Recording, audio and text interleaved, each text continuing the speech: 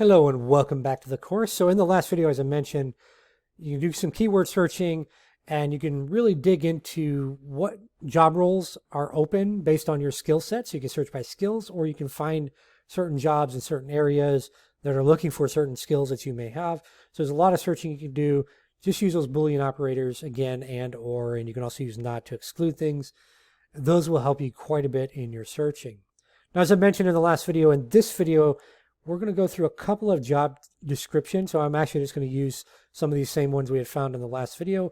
And I'm going to talk about things that I think are important for you in the job description that you probably want to make sure you have, or that you're at least familiar with.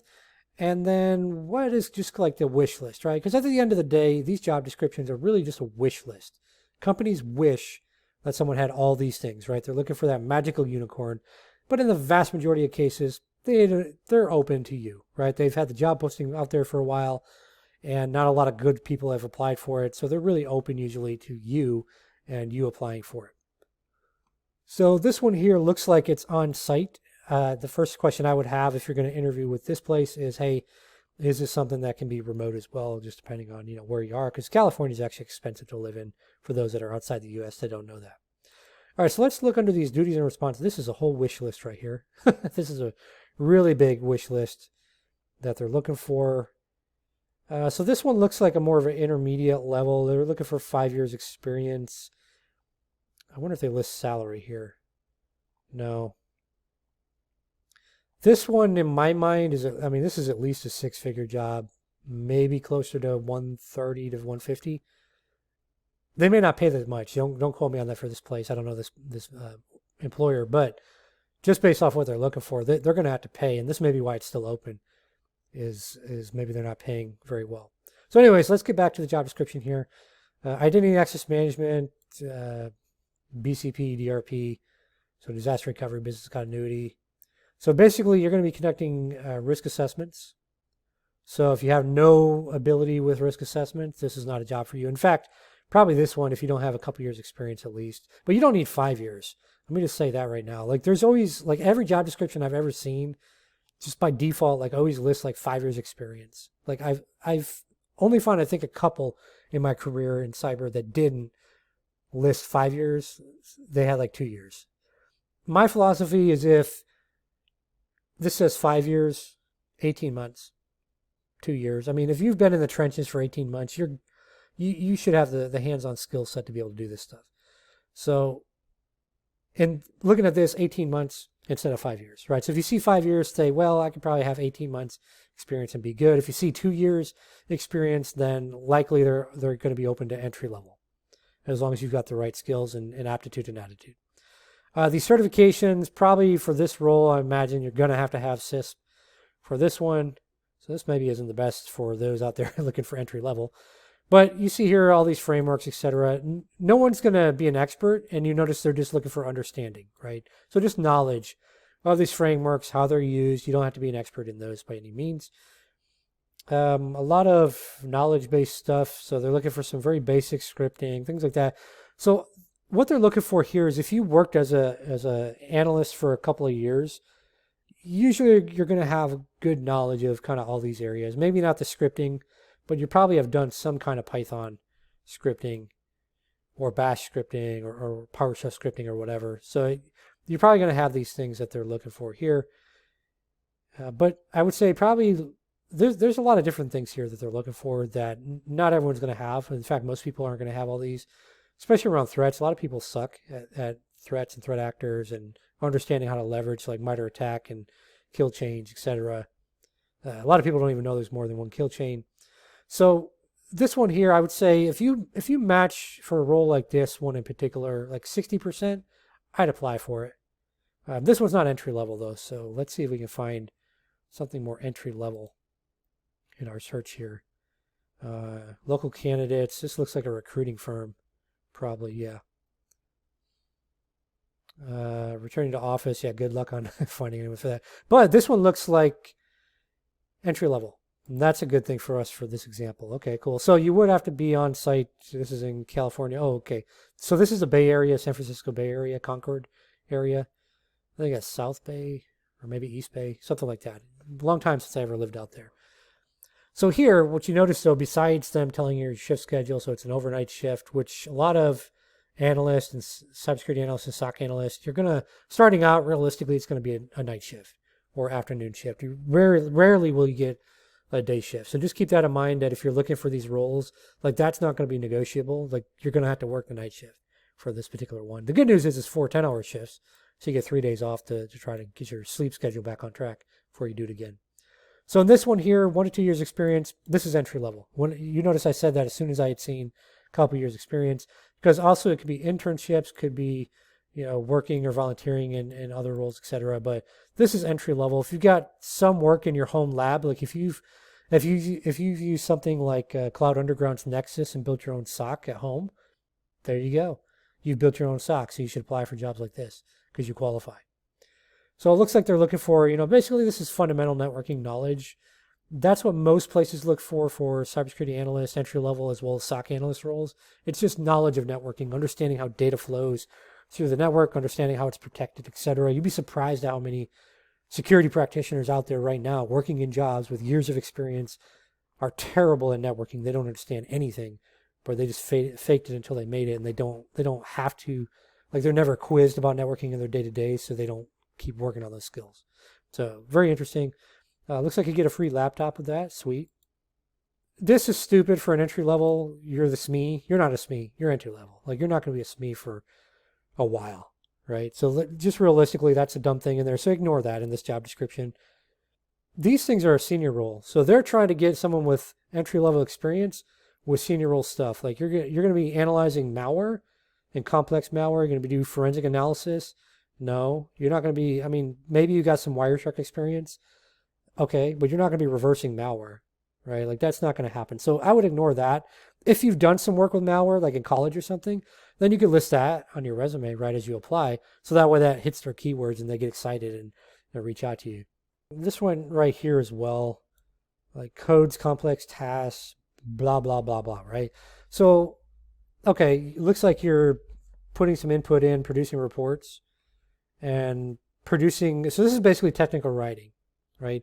So you're leveraging your knowledge, you're taking whatever the technical stuff is, and you're going to push that out in written form to other, not only team members, and not only systems, but also other stakeholders, right? So you want to be able to communicate in the language of the business, because if someone's in the C-suite, usually they're not technical, at least to your level, and they're not going to understand a word you're saying about things, right? You got to break it down for them. So you're going to have to be able to do that. But again, that's just something on your resume you would list as effective communication skills. Like they're trying to get you someone with experience doing a lot of these things, but that's just effective communication skills, technical writing skills. That should be good enough to get you, at least an interview or talk to on this particular role. At least get your resume in front of a human, assuming it doesn't get trashed by the ATS system.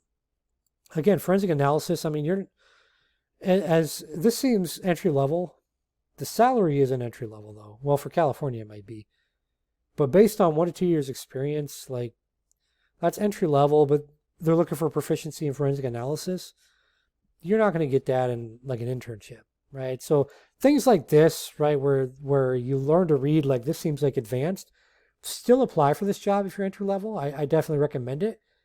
But just focus on, instead of you focusing on the fact you're proficient in forensics, which you likely won't be, just say, hey, I've done some forensic analysis and here's what I've done, right? I've maybe taken some malicious PCAP files, analyzed them in Wireshark, was able to walk back through the attack to some extent, get some data. I was then able to take malware samples, do static and dynamic analysis on them. With a static, I was able to use strings and see some of the strings in there, and I found a couple of URLs or whatever. And then I did a dynamic analysis, and I noticed it was also calling out to X, Y, or Z. And I did the dynamic analysis with a tool like AnyRun, where I just dropped it in an online sandbox, blah, blah, blah, blah, blah, right? Like that would be more than enough to show someone interviewing you that you're on the right track for forensic analysis, right? That you've done some things and you probably just need a little bit of maybe extra training or guidance from more experienced members on the team, and I can bring you on. And then the other thing here I don't like at all is the CISP. Like this is 1 to 2 years experience. You need 5 years experience to get the CISP, to actually hold the CISP. So that makes no sense, right? So again, another thing I would ignore on this one, I would also ignore the bachelor's degree in computer science or whatever. Like, ignore all that, because this one in particular, this looks like a recruiting firm, and all they're trying to do is get like that unicorn for their client, and they're not going to find a unicorn for their client, and that's what they haven't realized yet, right? So initially, they're going to list a job like this out with everything in it, hoping that they get someone with all that, because then they can send it to the client. The client says, oh, it's the greatest person ever. You see, this one's only a week old, and there's 82 applicants. But again, is that 82 qualified people? Probably not. It's probably only a couple, right? So you probably have, and that's the other thing. If there's only X number of applicants, keep in mind that there's people that are not qualified applying a lot of times, and you still have a chance. On any job you're looking at, you have a chance. You never know. The worst case scenario is you don't hear anything, or they tell you no. Okay, cool. Move on to the next one.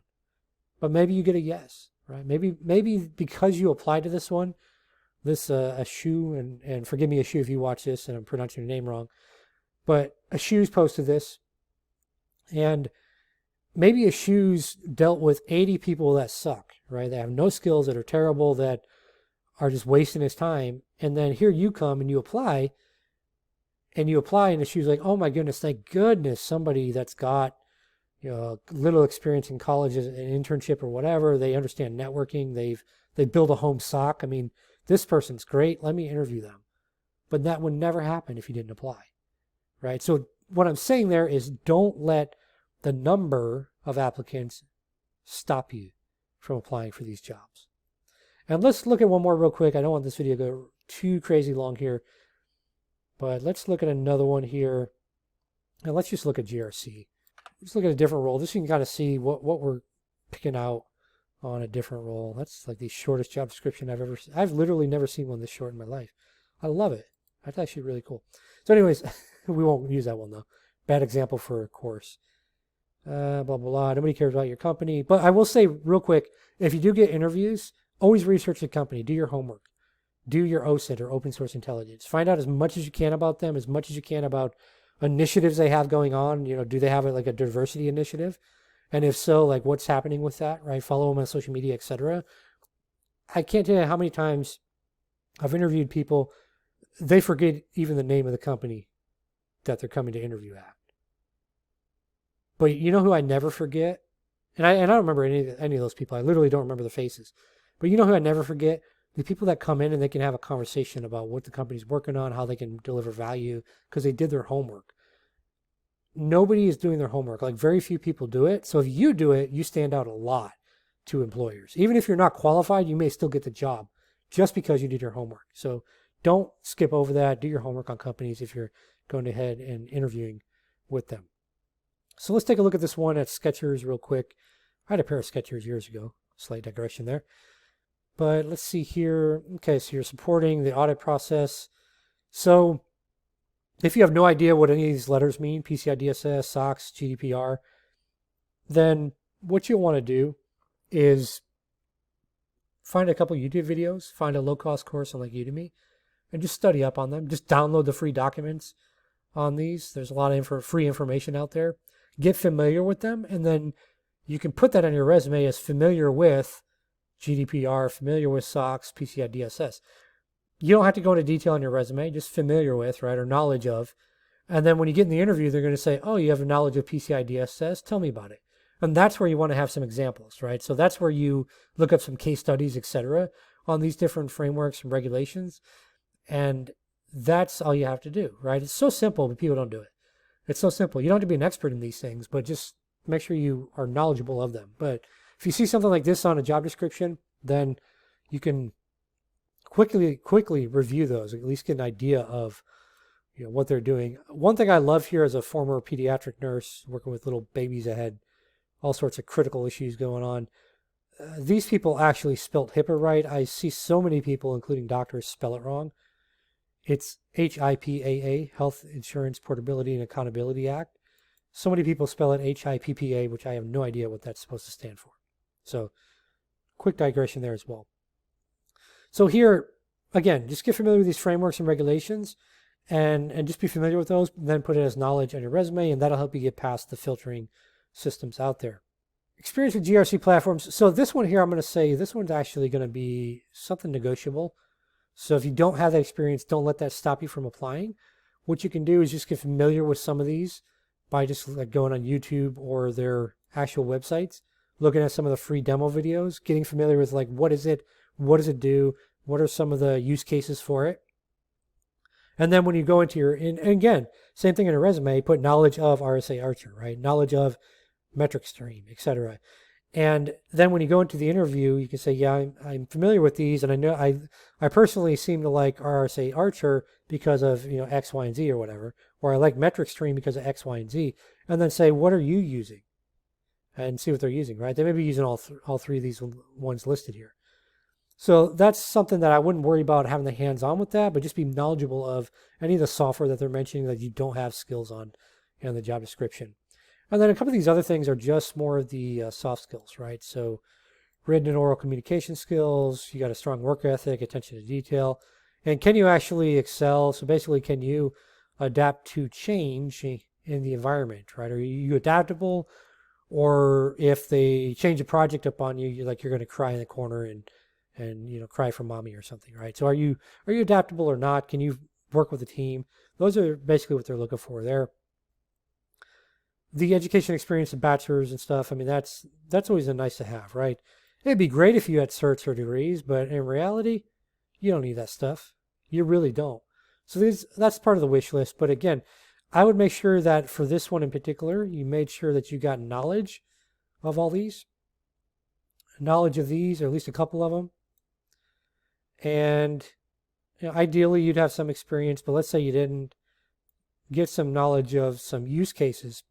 All right, so in this video, we just went over a couple of job descriptions. Hopefully you have a better idea now of what you actually need to look for, how you can kind of analyze the required experience and stuff like that, and really trim that down. Honestly, if you meet like 30% even of what's in the job description, then I would apply for it. Again, worst case scenario, you hear a no or you hear nothing and you move on to the next one. But at least your resume is out there, because even if you're not chosen for, say, this GRC analyst role, but the hiring manager in the future gets more of an entry-level role that they feel comfortable with, they may reach out to you and say, hey, are you still looking for a role? We have an entry-level job that just opened up. Want to check and see if you're interested in it, right? And if you're still looking at that time, then guess what? You just got that interview, whereas you normally wouldn't get it. So it doesn't hurt to apply for these jobs. Again, worst case scenario, you hear a no. Every no is closer to your yes. And that's all that matters at the end of the day.